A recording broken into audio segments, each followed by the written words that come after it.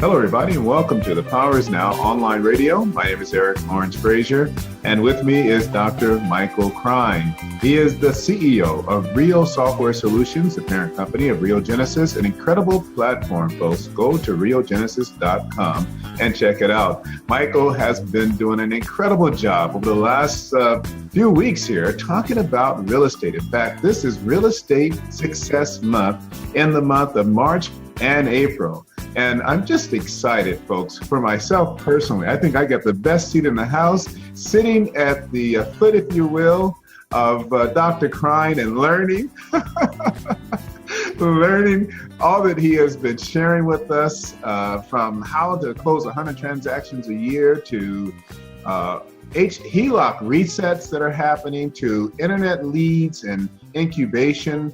It's really been an informative series of show, and today we're going to be talking about senior citizens. Michael, thank you again for just your contributions to our audience and to the real estate community and sharing this information.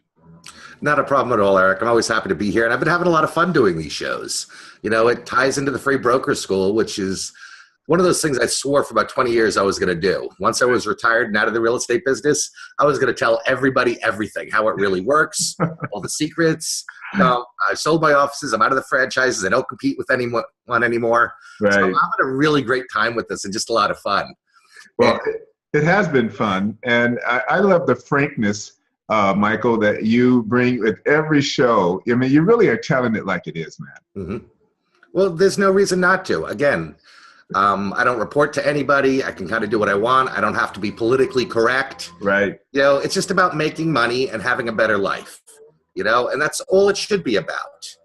So, but having a lot of fun with this. And I think this is a really great topic because I don't think people realize how much business is out there and what a large segment of the real estate market this is becoming, and that you need a different skill set for it. Right. 40% of real estate transactions involve a senior. And that's the title of our show today, folks. And Michael Krein is going to lay it out to us. We want you to tell others about this series of shows. And if you're tuning in for the first time and listening to this, you've got to go back and check out the past 4 shows we've done where Michael has really kind of helped us all to understand what our opportunities are. So, we're going to take a break, give you an opportunity to reach out to those you know and let them know about this series of shows, these podcasts, these broadcasts, and have them tune in with you as you begin to listen to another great episode on Real Estate Success Month with The Power is Now and Real Genesis. We'll be right back after this commercial break. I don't really remember the first time I dreamed about owning my own home. Do you? Take a second and think about your oldest memory, walking through a house and being able to call it your own.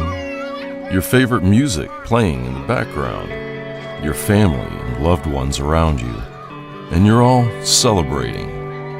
The American dream lives on. The Power is Now Buyers Club. Not having enough money is no longer an excuse. Saving up and waiting is no longer an option. We have access to lenders who are willing to give you a leg up when others are not. Though it may seem like it, not every lender is the same. The power is now, and it's yours to buy. We'd like to be there for you. Find us at thepowerisnow.com and own your home today. And we're back. For those of you just joining us, welcome to The Power is Now online radio. My name is Eric Frazier, and I'm here with Dr. Michael Krein, CEO of Real Software Solutions, the parent company of Real Genesis. Folks, you got to check out that incredible platform. Mike has taken his 30 years of success in real estate, closing thousands of transactions, and created a platform that he knows from firsthand real-time user experience of being a broker, owner, and agent and producer, what real estate agents need. And the Real Genesis platform provides all of that. And again, you can go to realgenesis.com and find out more about that. And also the information that he's sharing is available at freebrokerschool.com as well. Another great resource to help you grow your business and to operate at the highest professional level. Now, today we're talking about 40% of real estate transactions today involve a senior. And Michael, I tell you, that's a big number, a dominant number. We have to be there if we want to get our share of the market in that business. Oh, absolutely. And that 40% number is probably going to increase well over 50% over the next few years. Wow. Because the baby boomers are all hitting retirement age. And I got news for everyone. The millennials didn't show up like everybody said they were going to. Okay, they just didn't. And they have to do What's wrong with those millennials? What's wrong with those guys, man?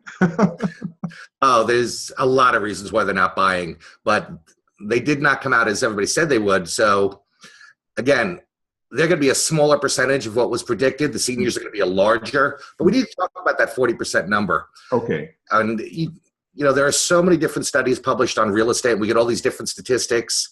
Sometimes it's really just about how you count or what you're actually counting, whether you're counting apples and oranges or counting just apples and the oranges we're not going to worry about today. Right. With this number, we have to understand where it comes from is every real estate transaction has two sides. You've got a buyer and a seller. Now, in the real estate industry as agents and brokers, we count deals. And then we have what's known as the double deal when we catch both the listing and the selling side. That's right. There's roughly 5 million real estate transactions each year, but there's 10 million sides. And that's how we look at deals. A side is a deal to us. Okay. So you have 10 million chances to make money. But when they show this number, and it is rapidly increasing, and it's become more and more dominant and will be, again, more baby boomers retiring, less millennials than were expected, it's going to shift, over a little bit. Mm-hmm. But you have to understand, that's taking buyers and sellers in that number. Okay. So realistically, you probably have 20. You should have 20% on the listing side, 20% on the buying side. So about 1 out of 5. Okay. So 40% is counting both sides, and you have to remember that. So look at it this way: that 1 out of 5 listings, 1 out of 5 buys will be a senior citizen. Now, a little exception to that, and I can't get specific enough numbers to get you an accurate figure, but I can see the trend.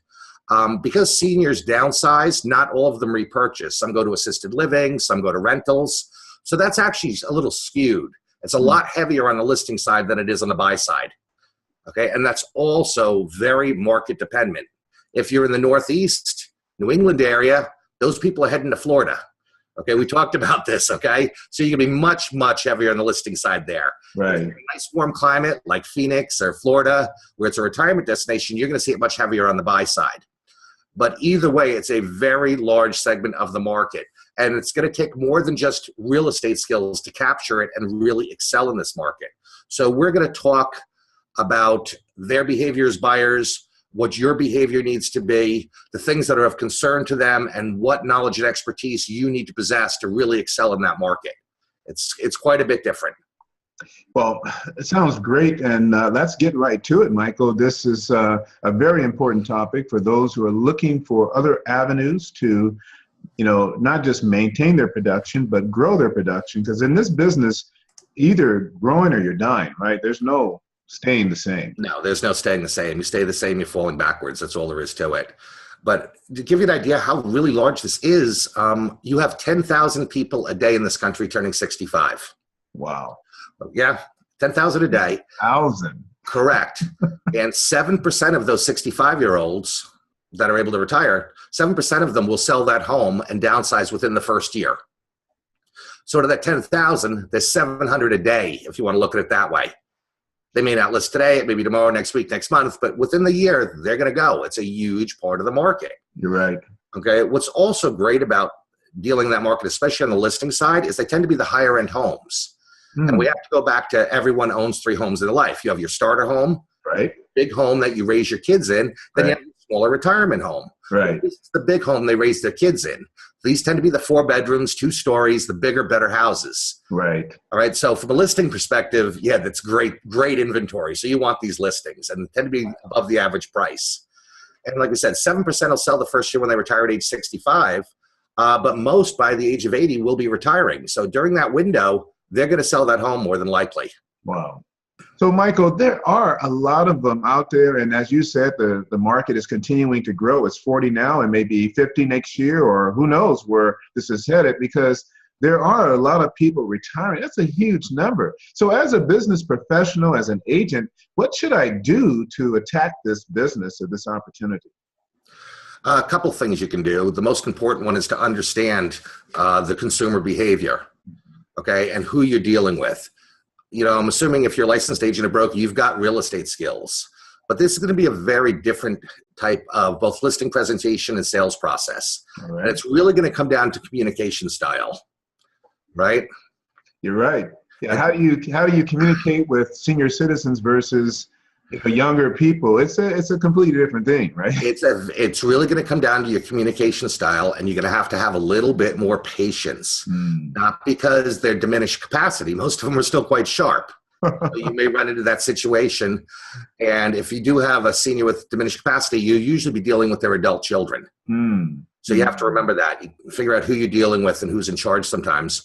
But let's talk about the communication style and what you have to be aware of. Most of the show is going to be things that, unless you are retired, you've probably never thought of yet. But they're topics that you must understand and be aware of, so you need a little bit of education here. And I'll mention this real quick. Later Life has a great online program for like $99. They tend to specialize in this field, downsizing seniors, and they handle financial planning and the trust issues and all the other medical stuff. They handle all of that. And they even assign listings because they generate a lot of clients, and they assign listings through our network at Rio and NRBA. But with that said, it's a great course for $99, well worth the money. Laterlife.com? Later Life. I believe it's laterlifeus.com. Okay, laterlifeus.com. But it's a great online course. It's $99, and they touch on all these things in depth. And I would recommend anybody who wants to get into this market, learn about all the things. And we're going to talk about a lot of them. But let's start with communication style. Okay. This generation did not grow up with TV, or if they did, they had free channels. That's all I had as a kid. And I'm not even quite there yet for retirement. Although I am getting my annual birthday cards from AARP now, which is a very depressing thing. Okay, so they didn't have the internet. They have very limited television.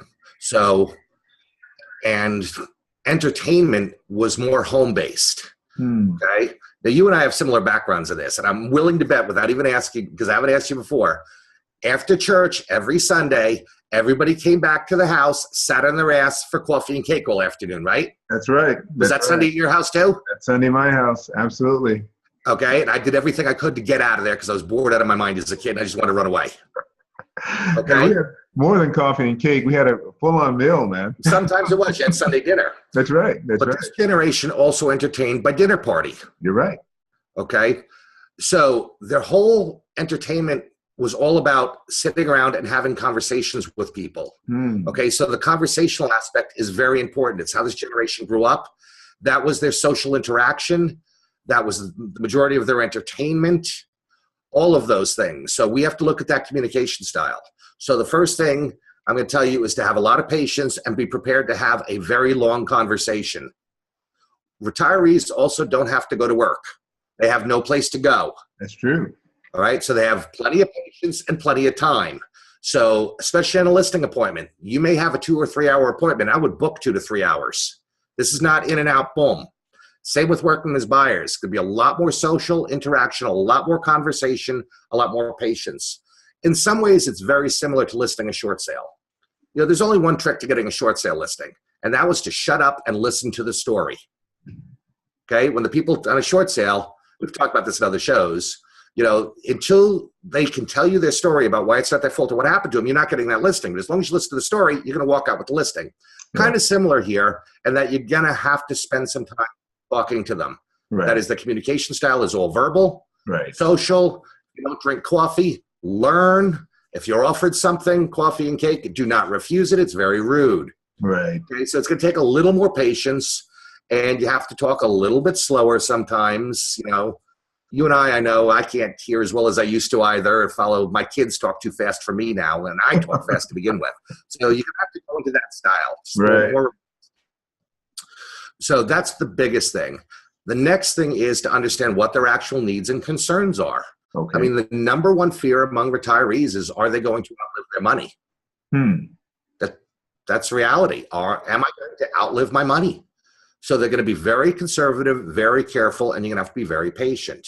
But again, this is going to be almost 50% of transactions. You'll either be representing a senior on the list or buy side, or you will be negotiating from the other position. But either way, half the transactions going forward are probably going to involve one on either side. So you need to understand the communication style. So, Michael, if they're concerned about if they're going to outlive their money, then the price, and is that always a challenge in trying to really set a realistic price, because they know they need to get a certain amount of money, and that it may not be realistic based on their need versus the market? Sometimes, but you can run into that with any seller, and you deal with it as an objection on any listing. That's not unusual. I'd probably say it's probably less frequent because most of these people have been in these homes for 20 years. They've got massive amounts of equity in it. Okay. So the question that you have to understand. Yeah, so there's a lot more flexibility possibly when you run into that issue of getting to a price that everybody can agree with. Yeah, there is. And there's a lot of things else you can do with seniors too. Again, creating a renewable income stream is much more important to them sometimes. Right. You tend to see a lot of seller carries sometimes because if they put their money in a bank right now, they're going to be lucky to get 2%. Right. But if they've got all this equity in the house and they don't need it all for the next purchase, a seller carry, they can get 6 or 7% on owner financing. It's a wonderful return for them. No, you're right. So that's something you should be very familiar with. And we're starting to see that pop up again. So it creates an income stream for them. But what you have to understand is how they're looking at it. It doesn't matter how we see it. We have to see things from our consumers' eyes. So a couple things we can go between 65 and 85 is down their assets. Medical cost increase, their income is decreased because now they're retired. They place themselves in a very vulnerable position. And another thing they're dealing with is, do their heirs receive a legacy like they planned? Do they want to leave something to their kids?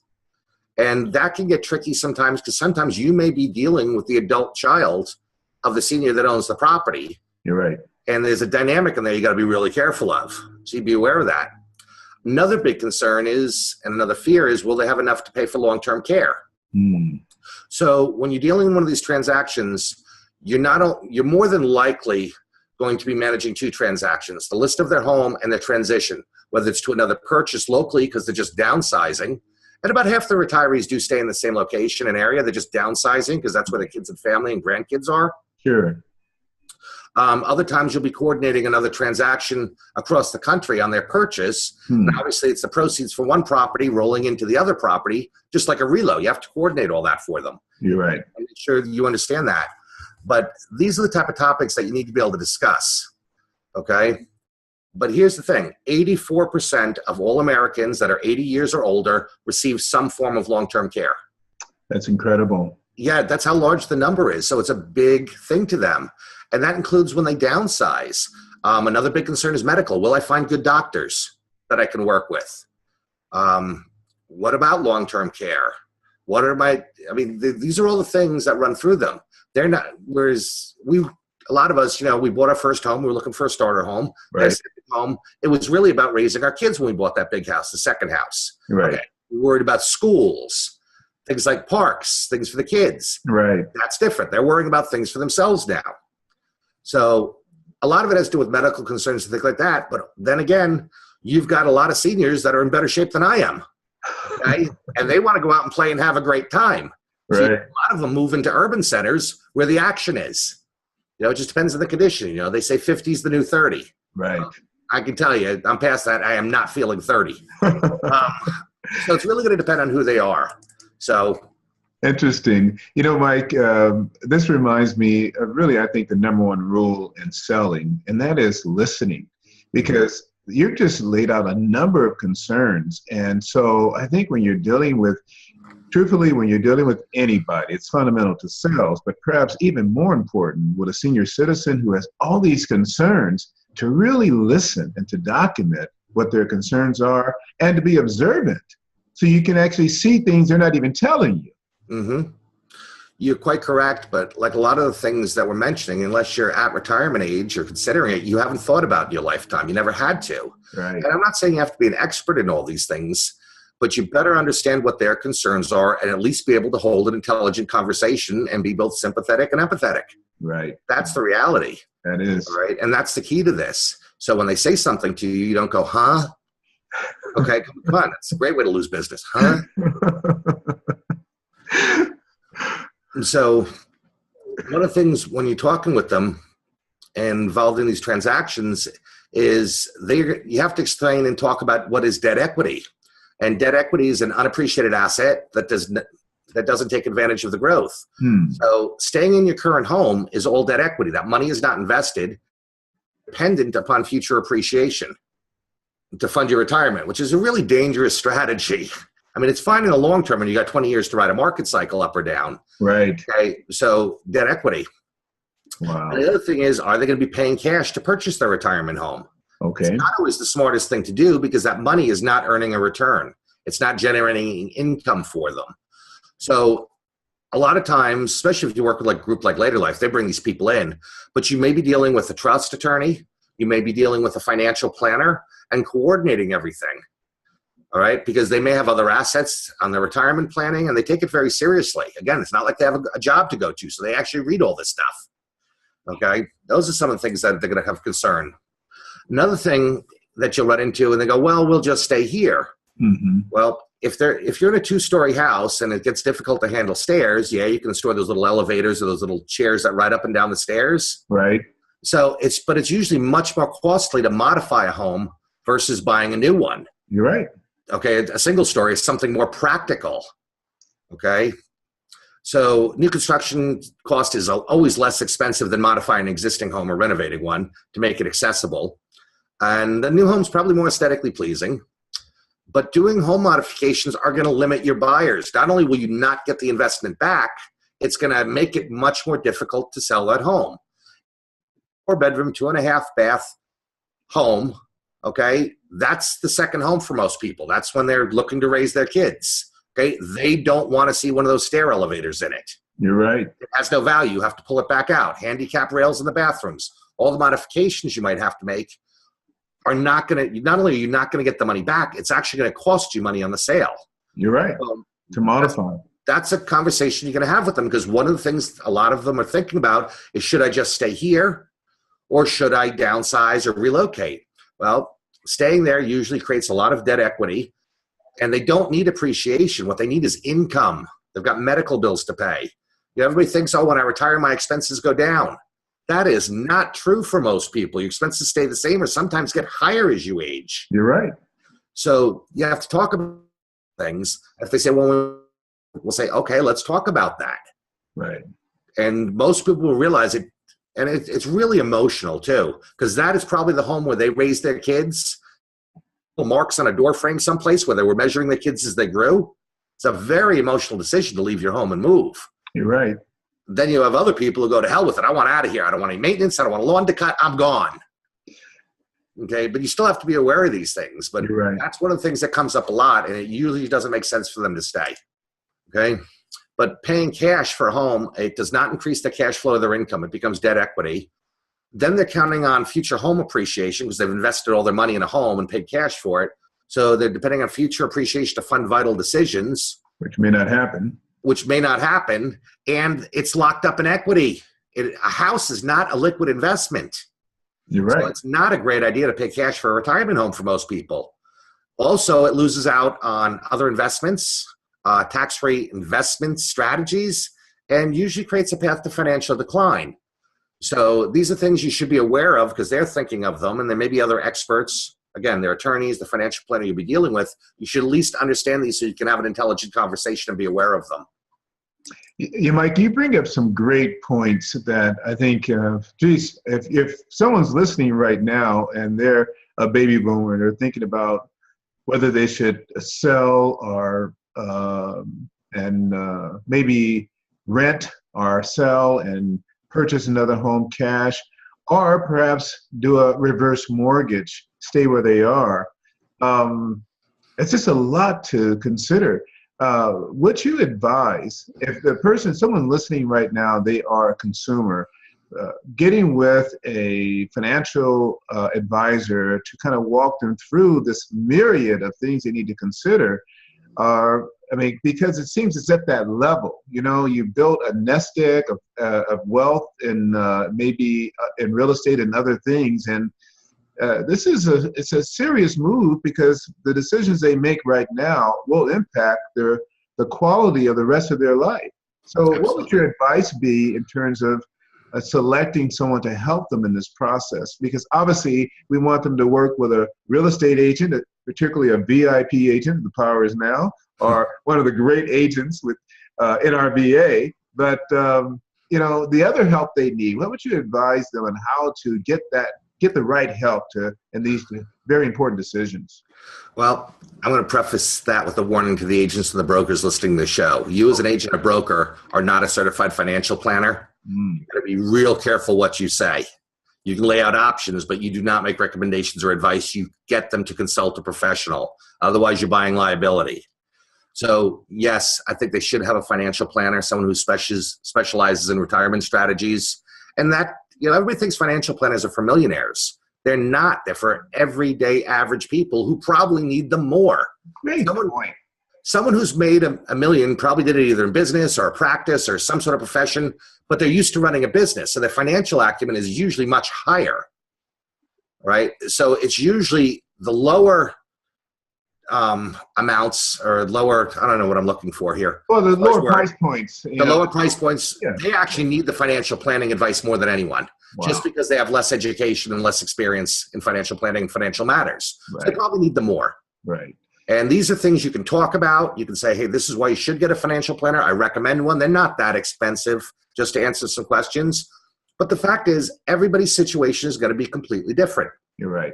You're absolutely right. All I'm trying to do here in the show to the people who are listening is give them the information on the items that actually exist so they know what they are. They can hold a conversation about them. Because if you can't discuss these items, you are not going to be able to work with these people. They're going to find somebody who will. Now, with that being said, if you learn all the items that we're talking about and you can discuss them intelligently, you're going to walk out of there with every listing every time. Right. Because none of the other agents and brokers are really learning this yet. They're going to have to. Right. Because again, it's becoming such a large segment of the market. But yeah, this can pretty much get you everything you need. Mike, in addition to that, not only are you going to walk out of there, but in addition to having a working knowledge of all these things, if you have already put together a team to assist you, because this person may not have the professional help they need.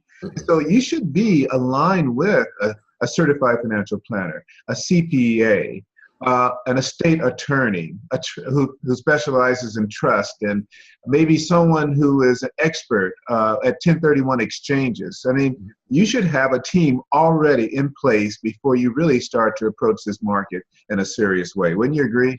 I think it would be a very smart decision to do so. Yes. Mm-hmm. Well, folks, we're talking to Michael Krein, and he is laying it out for us. I don't know about you, but I'm really enjoying this information.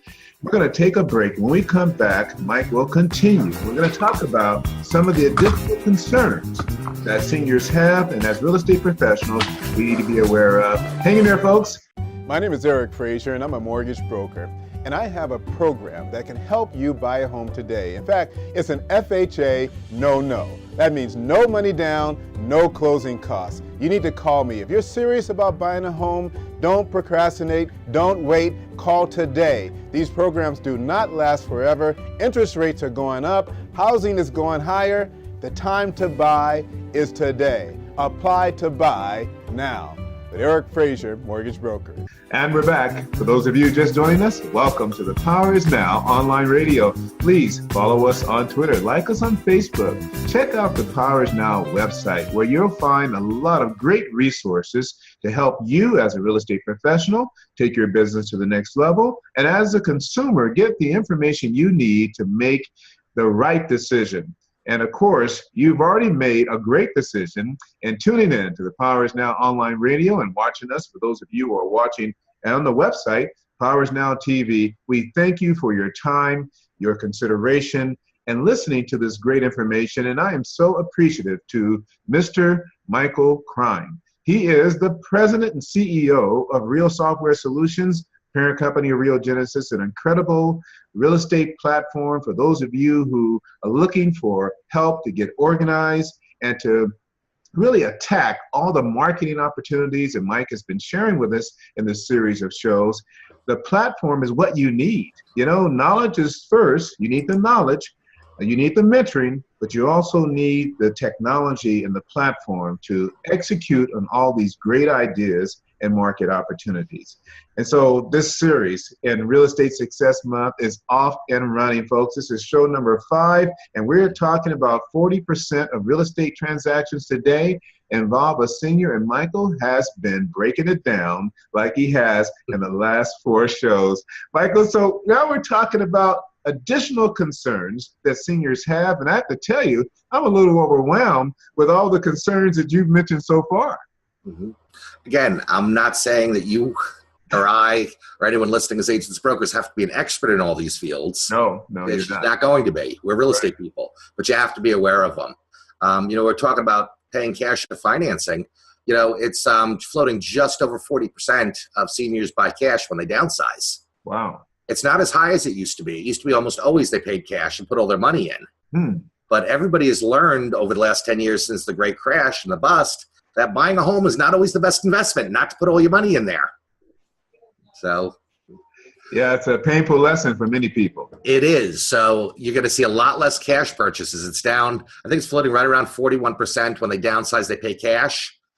And I think that'll probably drop a little lower as they look to put that money in other investments, because the biggest thing when you're retired is generating renewable income streams. You're right. Okay, because Social Security isn't going to cut it. And for me, I don't even think it's going to be there. My kids are convinced it won't be there. Okay. Well, the way the government is going, I would not be surprised if Social Security is not there for us, for those who are in their 50s or 40s. And certainly anyone in their 20s and 30s, they should not be depending upon that. No, not at all. Yeah. It's not going to happen. So some of the other concerns they have when they downsize, we're talking about their purchase now. Most do look for warmer weather. Right. Obviously, that's the migration patterns of this country. Okay. I'm from New York, and if you're from New York, you'll understand that we refer to Florida as heaven's waiting room. Because that's where all our parents went. It's where my parents are. Waiting room. That's great, man. That's what it's called. Okay, anybody from the East Coast gets that. Right? So warmer weather is always a big one. Another one you have to think about and what they're concerned about is social structure, cohorts. Can they make new friends, and how is the social life? You're dealing with a generation where their social life was other people, entertained at home, things like that. We talked about that, the communication style. Okay, whereas a 20-year-old social life is an Xbox. Okay? I guarantee you that if anybody between like 15 and 30 has better relationships and deeper relationships with the characters on Halo or Grand Theft Auto than they do with real people. Man. Okay, think about it. Okay? That's crazy, but you're right. I mean, think about it. They spend more time with the characters on Grand Theft Auto than they do with human beings, half these kids. Man. Okay, to me at this point, anybody in the 30s is a kid. But maybe another reason the millennials aren't coming out. They're too busy playing Xbox. I don't know. But so understand that social life is really, really important. And the social life that involves other people and cohorts and friends. It's another big concern about where they move to. Right. So activities. Again, 50 is the new 30. There's a lot of seniors in better shape than I am. Exercise classes, walking paths, things like that are becoming very important to them. So different activities. Right. Everybody thinks golf. Golf is actually on the decline in this country. Really? Fairly. I didn't know that. In this country, yeah. I mean, a lot of golf courses going bankrupt right now. Okay, golf is actually on the decline. So, because everybody used to think, all right, buy a place in a golf community. That's actually declining. They're looking for other activities. They're usually looking for lower property taxes and to be able to transfer to a lower tax base. Like very few people retire to California where they can get taxed to death. You're right. Okay, we have tons of people retiring to Nevada where we don't have a state income tax. We don't have source taxing. So those are other things they look for. Smaller home, lower maintenance costs, newer, so there's less they have to do and less things that'll break because you're kind of done with the honeydew age. Every Saturday is honeydew day, honeydew this, honeydew that. If you're married, you get that one. Okay, and lower property taxes and lower tax base is what they're going to be looking for. Mike, you bring up an interesting point. I'm thinking now, if this is a market I truly want to go after, and the migration pattern is just obvious. We got heaven's waiting room in Florida, and we have the Nevada with no state taxes. I mean, those are two very attractive areas for someone who is going to be, looking to increase their income by reducing their taxes and concerned about just their quality of life. I wonder if agents who want to pursue that business should look into getting their broker's license or agent's license or creating some type of affiliate relationship with other offices in those states.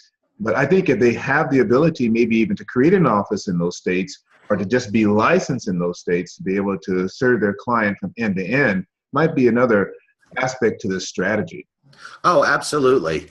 At a minimum, they should have good referral relationships. At a minimum, If you're in Phoenix, Vegas, Florida, even Atlanta, any of the incoming retirement areas, you should be building relationships up with the Northeasters and with brokers of the northern states to get their referral business. Mm-hmm.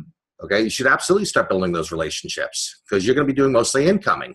Right. Wow. Now, the interesting thing, though, and again, you keep saying I tell it like it is, and I'm very frank. Specializing in retirement communities, we talked about business and like farming in some of the other episodes. Right. And we work a neighborhood based on velocity.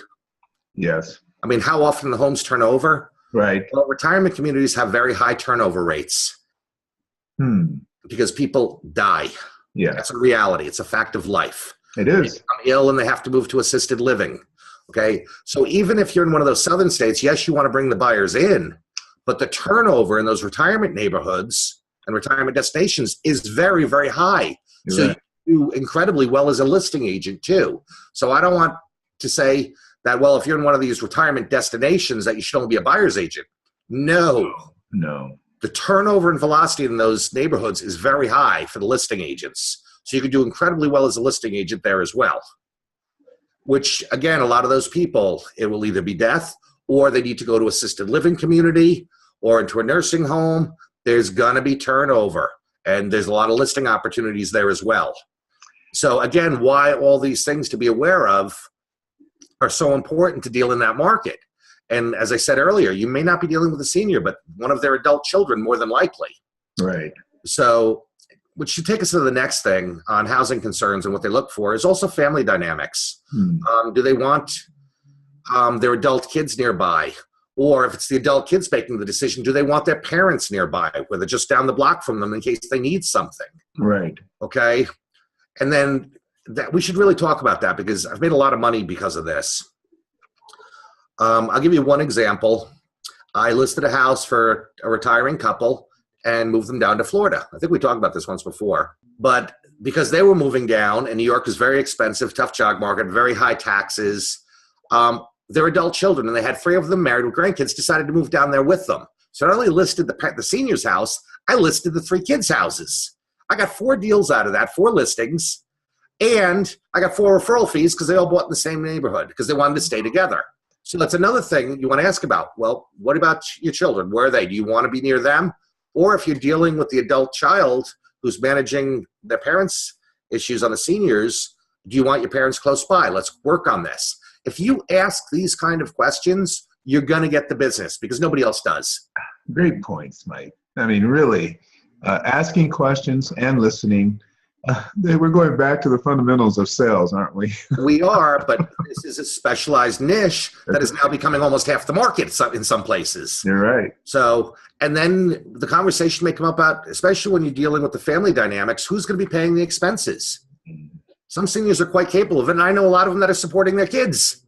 They've got a homing child, especially in this economy. It's a fortunate reality of today's economy. Oh, at least half or 3/4 of my friends, including myself, have an adult child living with us now. Wow. Okay, Yeah. so it may be the senior pay the expenses, or maybe it's one of the adult children who's taking care of their parents too. Right. So that's going to come into play, and that's all about the family dynamics of how their housing situation is going to function. So financial concerns, again, will we outlive our money is probably the biggest one.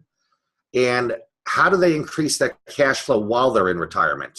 Okay, generate more income to pay expenses. Medical bills get crazy. You mentioned a reverse mortgage. It's a great tool for a lot of people. It eliminates a payment and creates income and kind of solves that whole debt equity problem when they pay cash for the house. Okay, so a reverse mortgage could be great. Or they can put very little down on their retirement home and invest their net proceeds from the sale of their existing home in something that has a higher return. Again, anything has a higher return cash flow than debt equity in a single family residence that you're living in. Okay, the home you live in, everybody talks about, oh, it's a great investment. You should never look at it as an investment. Investment pays you every month, okay? The house you live in does not. That's Rental right. property is an investment. That's right. So, again, you have to look at how that works.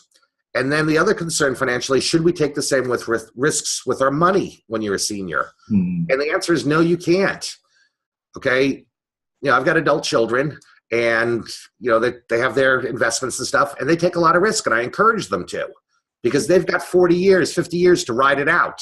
When you're retired, you can't take a big hit. No. Okay, I can tell you how many retirees who got killed in the market crash of '08 and still haven't recovered and never will. And now you got the stock market tanking again, and some of them are even worse because they doubled down and came back in again.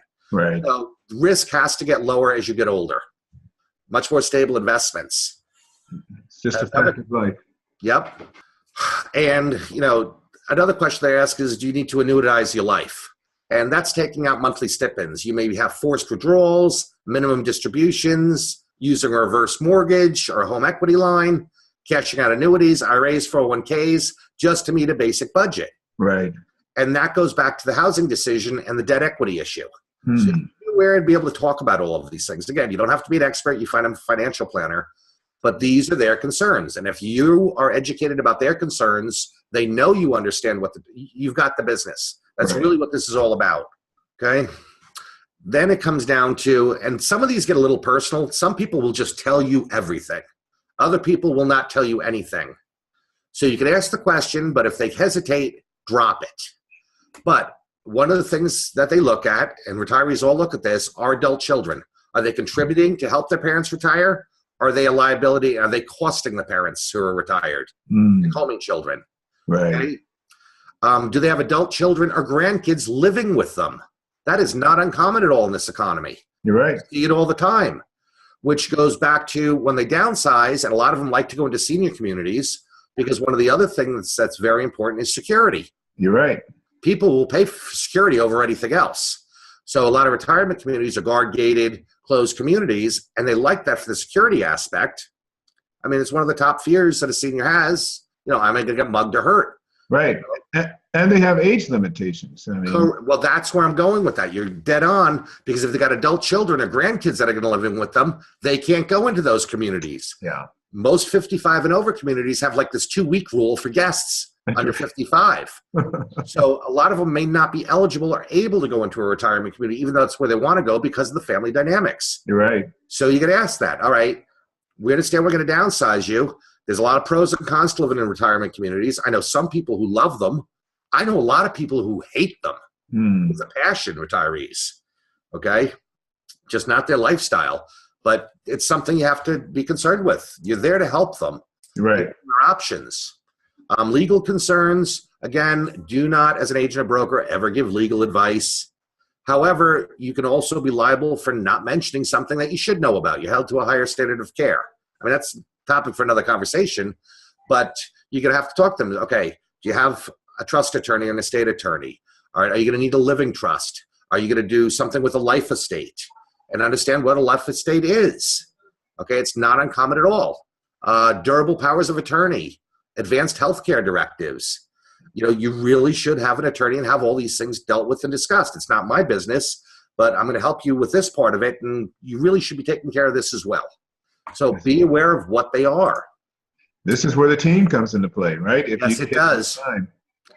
Again, I'm not saying you as an agent or broker have to be an expert in this, but you need to at least know what it is so you have an intelligent conversation and that they are comfortable and have confidence in dealing with you with their real estate needs. You're right. That's to be aware of the situation.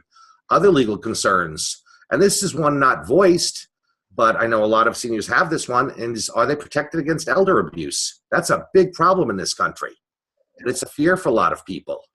Okay, and the problem is that the adult children of these seniors are the most likely ones to commit abuse against their parents. Yeah, that's unfortunate. It's sad, isn't it? Yes, very.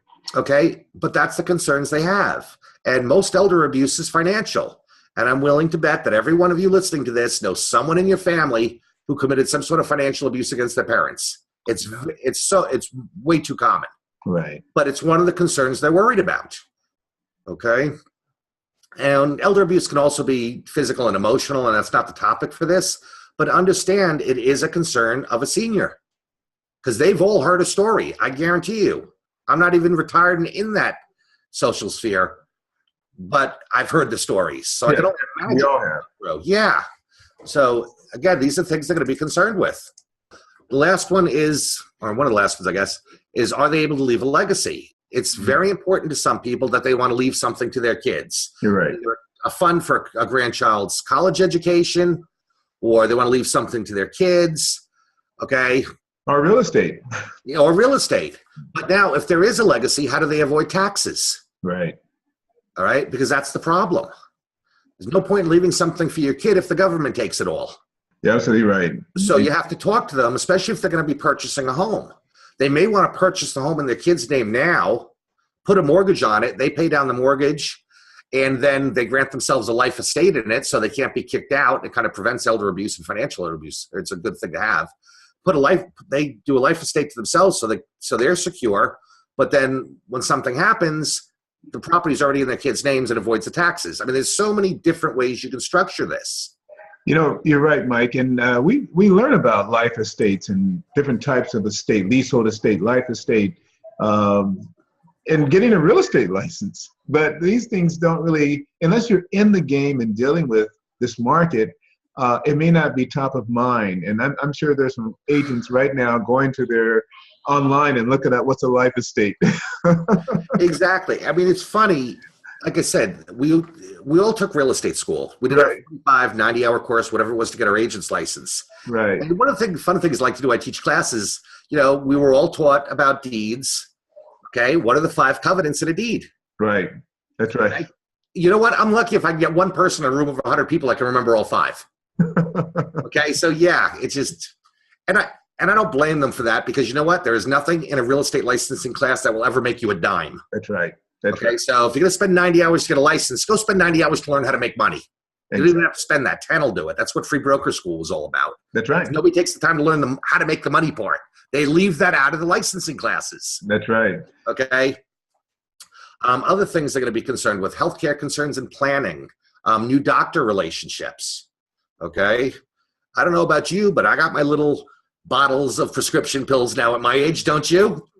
We all do. Yeah. Okay. I'm not going to admit to that. I know. I don't care. It's what it is. I'm lucky. I'm genetically protected. Everyone in my family lives to be 100. So I'm not going anywhere. But you're right, though. Yeah. Being able to have, being near your doctor or having near specialists, will they be able to meet my unique situation? And so, again, geez.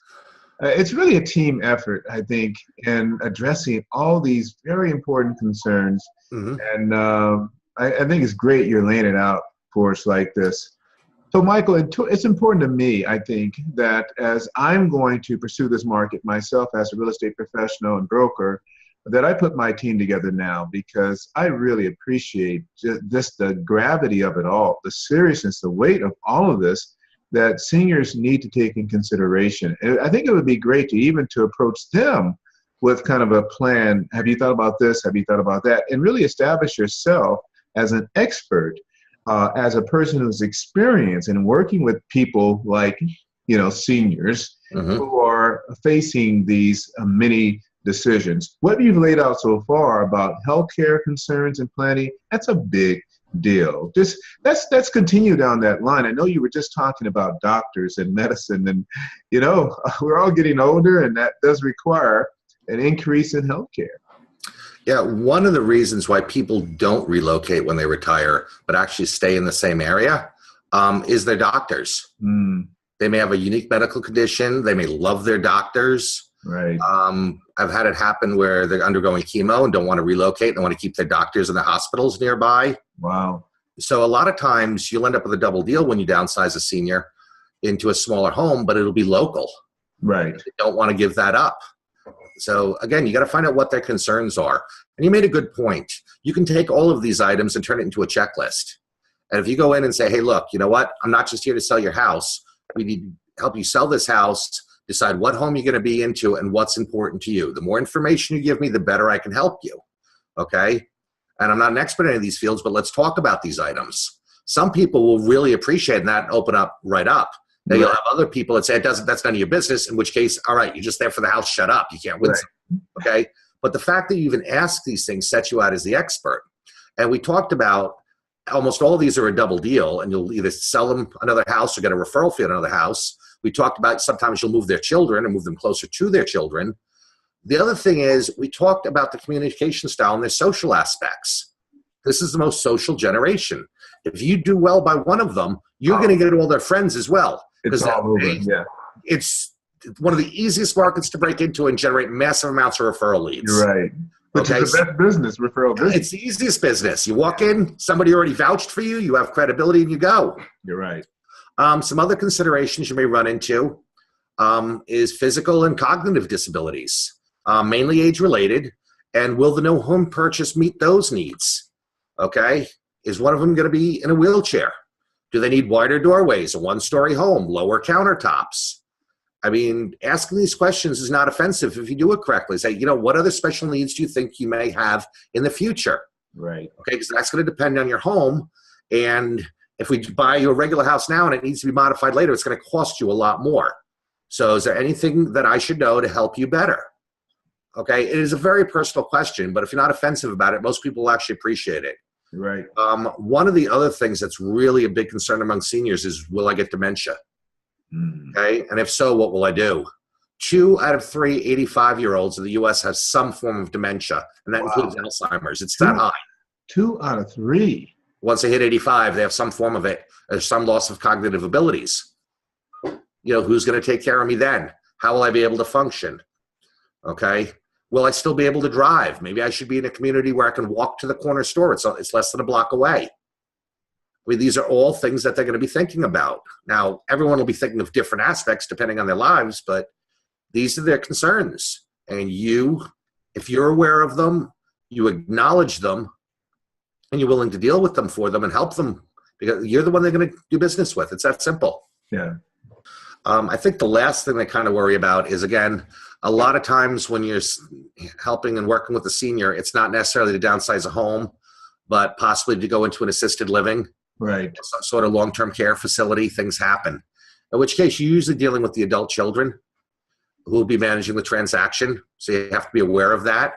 Understand they're under a lot of emotional strain. I mean, watching your parent who raised you and your dad, who might have been the strongest guy in your life, and watch them get incapacitated, and now you're the caregiver and the roles are reversed, is really a difficult thing on most people emotionally. You're right. It's going to be incredibly stressful. So you have to be aware of that. And then you've also got, when you're in that type of situation, are there going to be good family caregivers? Who's going to be involved in helping take care of this person? And then what if there's a loss of employment or income to the caregiver? Wow, now what? Exactly. These are all things that are going through their minds on everybody's side. Again, I don't expect you to go in and solve all these problems, but you have to be aware of them and understand them. So, I mean, that's pretty much it. These are all the things that you really need to know about if you're going to start dealing in the seniors market. It is the fastest growing segment in real estate. And I think you can do tremendously well, because I think most agents and brokers are totally lacking in this area, in this knowledge. And if you go in there as the expert who knows all these things, you're going to beat every other agent or broker out every time, just by knowing to ask about these things. You don't have to be an expert. Just to even ask about them sets you above everybody else. And the other thing is, the seniors aren't particularly hard to find. It's real easy to market to them. No, you're absolutely right. How can they hide? They're the fastest growing segment of our population, Mike. And you've done another just incredible job in educating us about this market, this very important market. And as we see the potential, the growth of this market, and more importantly, the need of this community that will continue to get larger and larger, we need to be prepared to help them, to assist them in the most professional way. And I think for me, what resonates here is that I've got to get ready from a marketing standpoint and my branding and my messaging I've got to get my team together of CPAs and attorneys and insurance agents and others. And I need to be prepared to address their concerns and to help facilitate meetings to address things like establishing a living trust and changing a grant deed to include a life estate. Looking at the tax consequences from certain transactions and perhaps even considering 1031 exchanges. There's a lot to take in consideration. And, this kind of reminds me, and what I say about the business in general, as a mortgage consultant and broker and as a real estate broker, I'm not really trying to sell anybody anything. The need is already there. Typically, when you're selling, it's because you're trying to get someone to do something or to buy something. And in this industry, people already have the need for housing, right? They come to you in some way with a need already established. And so we really need to focus on being advisors and counselors and people who are assisting and servicing. That's what I do as a professional. No, you're 100% correct. They already have the need. Have a need. Okay, we're not trying to convince them they need to buy a new car. No. And that their old car is no good. They've already made this decision. That's right. What we need to convince them is understand that we are the product. We need to convince them to use us to get what they want. That's right. We have to sell ourselves and our abilities and our skill set. That's so right. we're the ones that they should use to get what they've already decided to buy or sell in this case. That's right. It doesn't really matter. So we are the value. Correct. You're the value add. That's right. We are the value add. Mm-hmm. Well, Michael, again, great job on another great show on the Power is Now online radio. This was show number 5, and we have another one coming up, right?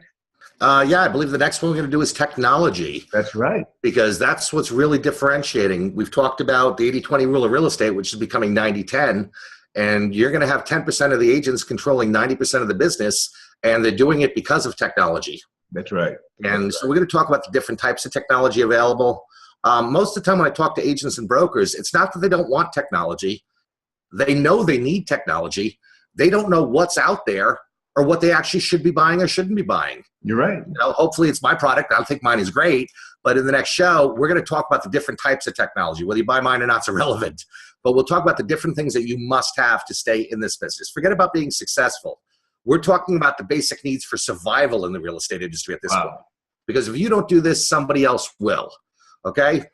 It's going to come down to if you're driving a Prius and I'm driving a Ferrari, I'm going to tell you which one of us is going to win that race. And that's really what it comes down to. That's right. That's right. We know who's going to win race. The other guy might save more money.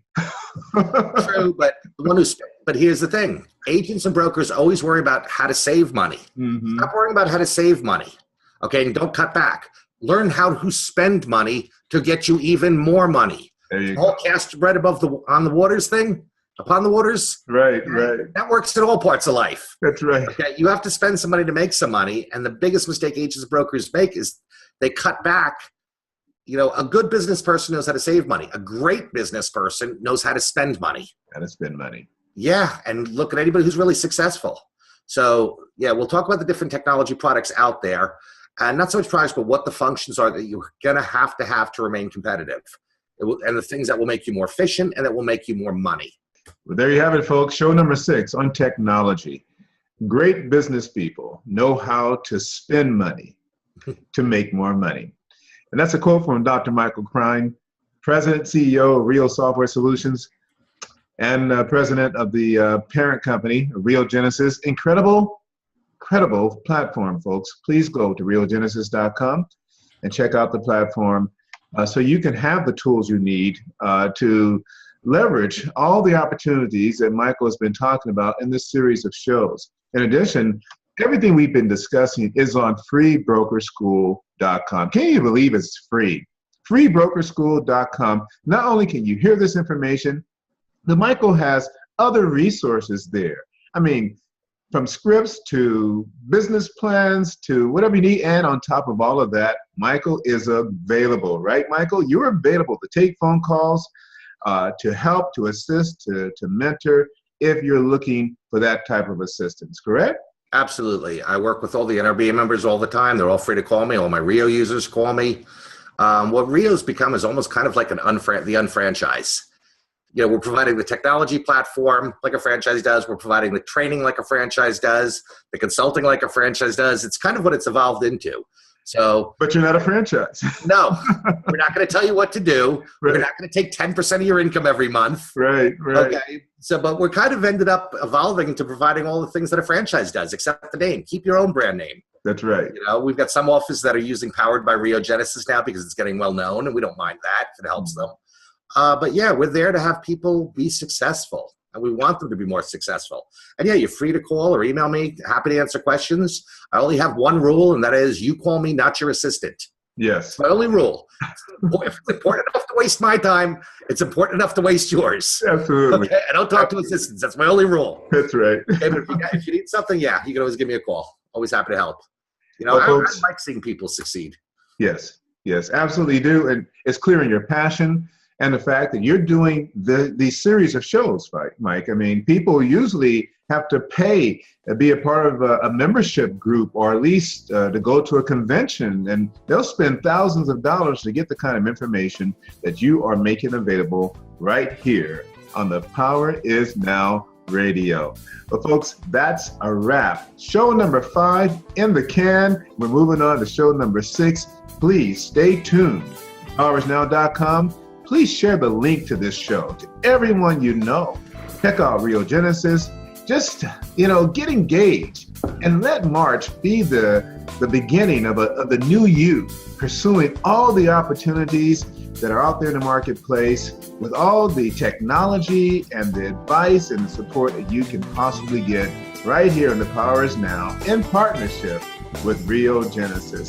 Well, remember, we are at our best and we maximize our success when we act now. Thank you for joining us. Have an awesome day. See you soon right here on The Power Is Now.